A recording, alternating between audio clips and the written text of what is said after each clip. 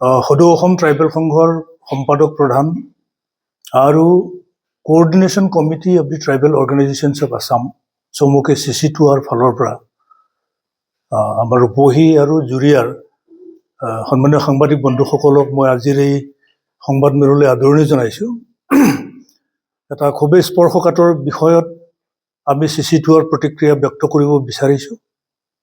আপোনালোক সকলোৱে জানে যে যোৱা 22 তাৰিখে ৱেষ্ট কাৰ্বি আংলঙৰ খেৰণিত যি অবাঞ্ছিত ঘটনা সংঘটিত হ'ল, অনাকাংক্ষিত যি ঘটনা সংঘটিত হৈ গ'ল, এই ঘটনাক আমি নিন্দা কৰিছোঁ আৰু আমি উদ্বেগ প্ৰকাশ কৰিছোঁ। এই ঘটনাটো সংঘটিত হ'ব নালাগিছিল আৰু খুবেই দুৰ্ভাগ্যজনক। প্ৰথম কথাটো হ'ল কাৰ্বি আংলঙৰ কাৰ্বি ৰাইজে স্বতঃস্ফূৰ্তভাৱে তাৰ PGR আৰু VGRত যিবোৰ এনক্ৰচমেণ্ট হৈছে, এই এনক্ৰচমেণ্টবিলাক ৰিমুভ কৰিবৰ কাৰণে দীঘলীয়া সময় তেওঁলোকে দাবী তুলি আহিছে, প্ৰটেষ্ট কৰি আহিছে আৰু সেই আন্দোলনৰ এটা অংশ হিচাপে 6 ডিচেম্বৰ তাৰিখৰ পৰা তেওঁলোকে আমৰণ অনশনত বহিছিল আৰু 22 তাৰিখে 4 বজাত কাউন্সিল অথৰিটিৰ সৈতে আলোচনা হোৱাৰ কথা আছিল। কিন্তু সেইদিনাখনেই পুৱাৰ ভাগত 3 বজাত পিকেটিংকাৰীসকলক উঠাই নি গুৱাহাটী মেডিকেল কলেজত এডমিট কৰোৱাৰ এই যি সময়ছোৱাতে এটা ভুল বুজাবুজিৰ সৃষ্টি হয় আৰু ভুল বুজাবুজিৰ সৃষ্টি হোৱাৰ কাৰণে ৰাইজ উত্তেজিত হৈ কাৰ্বি আংলং অট'নমাছ কাউন্সিলৰ চিফ এক্সিকিউটিভ মেম্বাৰ তুলিৰাম ৰংহাঙৰ ঘৰত পুৰণি ঘৰটোত অগ্নিসংযোগ কৰে আৰু বহুতো ক্ষয় ক্ষতি হয়। এইটো হ'ব নালাগিছিল, আমি এইটো কেতিয়াও সমৰ্থন কৰিব নোৱাৰোঁ।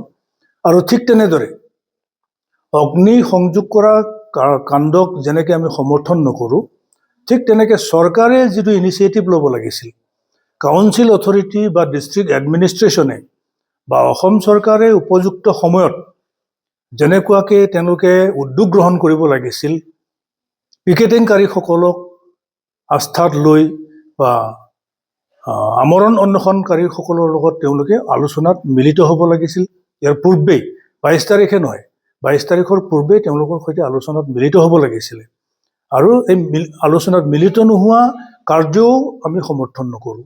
সেইটোকো আমি চৰকাৰক, Karbi Anglong authority, Karbi Anglong autonomous council authority আৰু ডিষ্ট্ৰিক্ট এডমিনিষ্ট্ৰেশ্যনক আমি আমাৰ ফালৰ পৰা এই ক্ষেত্ৰত আমি সমালোচনা কৰিছোঁ। ইয়াৰ পৰৱৰ্তী পৰ্যায়ত আমি জনাত অসম চৰকাৰৰ শিক্ষামন্ত্ৰী তথা ট্ৰাইবেল এফেয়াৰ্ছ মন্ত্ৰী ডক্টৰ অনুজ পেগু সেই স্থানলৈ যায়। স্থানত গৈ বিভিন্ন দল সংগঠনৰ লগত আলাপ আলোচনা কৰি পৰিস্থিতি নিয়ন্ত্ৰণ কৰে। কিন্তু তেওঁ আকৌ সেই স্থানৰ পৰা হোজাইত আহি অলপ সময়ৰ কাৰণে ৰোৱাৰ সময়তে আকৌ দুয়ো পক্ষৰ মাজত যি দ্বন্দ্ব হ'ল, যি ঘৰ জ্বলোৱা জ্বলি, এইটো অত্যন্ত অবাঞ্ছিত আৰু এইটো হ'ব নালাগিছিল। এতিয়া মূল কথাটো হ'ল চৰকাৰে ইমিডিয়েটলি এই সংগঠনবিলাকৰ লগত আলোচনাত মিলিত হ'ব লাগে, আলোচনাত মিলিত হৈ এই বিষয়টো মীমাংসা কৰিব লাগে। তেওঁলোকে দাবী কৰিছে যে PGR VGR বা entire Karbi Anglong autonomous council এৰিয়াত যিখিনি এনক্ৰচমেণ্ট হৈছে, আৰু এইটো ডেফিনেটলি হৈছে, ইণ্টাৰষ্টেট মাইগ্ৰেশ্যন হৈছে, ইণ্টাৰষ্টেট এনক্ৰচমেণ্ট হৈছে, ইণ্টাৰ ডিষ্ট্ৰিক্ট মানে এনক্ৰচ কৰিছে, আন্তঃজিলা মানে জিলাৰ কাষৰ মানুহবিলাকো তাত গৈ সোমাইছে যিবিলাক বনাফাইড নহয়। কাৰ্বি আংলং 6 শিডিউল অট'নমাছ কাউন্সিলত এলিজিবল নোহোৱা মানুহবিলাকো তাত সোমাই মাটি বাৰী অধিগ্ৰহণ কৰিছে, তাত বসবাস কৰি আছে। আৰু এই অধিগ্ৰহণকাৰীসকলক বা এনক্ৰচাৰসকলক, বেদখলকাৰীসকলক উচ্ছেদ কৰিবৰ কাৰণে তেওঁলোকে আন্দোলন গঢ়ি তুলিছে। এইটো কেৱল ইয়াতেই নহয়, সমগ্ৰ অসমতেই 6 শিডিউল অট'নমিয়েই হওক বা চেপ্টাৰ 10ৰ অধীনত গঠিত ট্ৰাইবেল বেল্ট ব্লকবিলাকতো এনক্ৰচমেণ্ট হৈছে। এই এনক্ৰচমেণ্ট ৰিমুভ কৰিবৰ কাৰণে গুৱাহাটী উচ্চ ন্যায়ালয়ে ইতিমধ্যে হুকুম জাৰি কৰিছে প্ৰদ্যুৎ বৰা গোচৰত, কিন্তু চৰকাৰে সেইটোত কোনো ধৰণৰ পদক্ষেপ গ্ৰহণ কৰা নাই। এতিয়া বিভিন্ন দল সংগঠনৰ লগত আমি CC2I আমি আলোচনা কৰিছোঁ। লিটচন ৰংফাৰ যিগৰাকী ব্যক্তি সমাজকৰ্মী, তেওঁ কোনো সংগঠনত নাই, এককভাৱে তেওঁ কমন মানুহখিনিক অৰ্গেনাইজ কৰি পেলাই তেওঁ এই কাৰ্বি আংলঙৰ ইণ্ডিজিনাছ যিখিনি ট্ৰাইবেল মানুহ, এবৰিজিনেল ট্ৰাইবেল মানুহৰ পলিটিকেল ৰাইটছটো প্ৰটেক্ট কৰিবৰ কাৰণে, তেওঁলোকৰ ভূমি প্ৰটেকশ্যনৰ কাৰণে, তেওঁলোকৰ অৰ্থনীতি প্ৰটেকশ্যনৰ কাৰণে তেওঁ ইনিচিয়েটিভ লৈছে। আৰু যাৰ পৰিপ্ৰেক্ষিতত এই মুভমেণ্টটো হৈছে, এই মুভমেণ্টৰ প্ৰতি আমাৰ পূৰ্ণ সমৰ্থন আছে। আজি আমি ছ'চিয়েল মিডিয়াত দেখিবলৈ পাইছোঁ যে কাৰ্বি জনগোষ্ঠীক খুব বেয়াকৈ সমালোচনা কৰিছে, কাৰ্বি জনগোষ্ঠীক গো বেক ধ্বনি দিয়া পৰ্যন্ত আমি দেখিবলৈ পাইছোঁ। কাৰ্বি চাইনিজ গো বেক কৈছে। এইটোতো অত্যন্ত দুৰ্ভাগ্যজনক।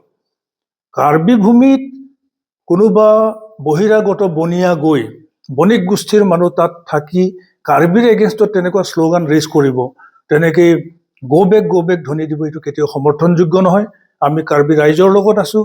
কাৰ্বি আংলঙৰ খিলঞ্জীয়া জনজাতি, খিলঞ্জীয়া অসমীয়া মানুহৰ লগত আমি আছোঁ। অসমৰ যিখিনি এবৰিজিনেল মানুহ তেওঁলোকৰ লগত আমি আছোঁ, চিচিটো আমি আছোঁ। আৰু তেওঁলোকৰ পৰৱৰ্তী সময়ৰ প্ৰতিটো মুভমেণ্ট, প্ৰতিটো কাৰ্যসূচীত আমি পূৰ্ণ সমৰ্থন আগবঢ়াই যাম আৰু সক্ৰিয়ভাৱে আমি অংশগ্ৰহণ কৰিম। এতিয়া চৰকাৰক আমাৰ এটা আপিল যে যিসকল লোকে ছ'চিয়েল মিডিয়াত এবৰিজিনেল ট্ৰাইবেলক তেনেকৈ গালি গালাজ কৰিছে, অশ্লীল ভাষা ইউজ কৰিছে, গো বেক ধ্বনি দিছে, কাৰ্বিক চাইনিজ বুলি ক'বলৈ সাহস গোটাইছে, তেওঁলোকক ট্ৰেছ আউট কৰিব লাগে, তেওঁলোকক বিচাৰি উলিয়াব লাগে আৰু দেশৰ আইন অনুসৰি তেওঁলোকক উপযুক্ত শাস্তি প্ৰদান কৰিব লাগে। কাৰ্বি আংলঙৰ এই আন্দোলনক ৰাজনীতিকৰণ কৰা হৈছে বুলি একাংশই কৈছে। চৰকাৰী পক্ষই হওক বা আন একাংশই কিন্তু কৈছে যে ৰুবিনজী গগৈ আৰু অখিল গগৈ যিসকল ব্যক্তিৰ নাম আপোনালোকে কৈছে, মই ভাবোঁ যে তেওঁলোকে ইয়াত ৰাজনৈতিক ৰং নখনাটোৱেই শ্ৰেয়, নখনাটোৱেই ভাল। এইটো হৈছে ইণ্ডিজিনাছ ভাৰ্চেছ নন ইণ্ডিজিনাছৰ যুঁজ। চেপ্টাৰ 10 কিছুমান ৰুলছ আছে বা ভাৰতীয় সংবিধানৰ 6 শিডিউল অটনমিৰ কিছুমান নীতি নিয়ম আছে, কিছুমান প্ৰভিজন আছে, স্পেচিয়েল প্ৰভিজন আছে। তাত কোনবোৰ মানুহ প্ৰটেক্টেড হয়, কোনবোৰ মানুহ প্ৰটেক্টেড নহয়। 6 শিডিউল অটনমি পোৱাৰ আগতে 1952ৰ আগৰ যিবিলাক মানুহ তাত আছে তেওঁলোক ভেলিড, তেওঁলোক এলিজিবল হয়। কিন্তু তাৰ পিছত ইয়াত এনক্ৰচমেণ্ট হৈছে। গতিকে তেওঁলোকৰ হৈ কোনেও যাতে ওকালতি নকৰে। কোনো দল সংগঠন বা কোনো পলিটিকেল পাৰ্টিয়ে, সেই অখিল গগৈয়ে হওক বা লুৰিণজ্যোতি গগৈয়ে হওক, কোনেও যাতে ৰাজনীতি নকৰে, তাৰ কাৰণে আমি তেখেতসকলক সকীয়াই দিছোঁ। দুজনকৈ লোক গুলীবিদ্ধ হৈছে আৰু এজন অভিযোগক মৃত্যু হৈছে আৰু গুলীবিদ্ধ এজন যুৱক মৃত্যু হৈছে আৰু এজন নগাঁও মেডিকেল কলেজত ইতিমধ্যে এডমিট হৈ আছে। গতিকে তেওঁলোকৰ প্ৰতি চৰকাৰখনে কি ব্যৱস্থা ল'ব, আপুনি কি দাবী জনাব?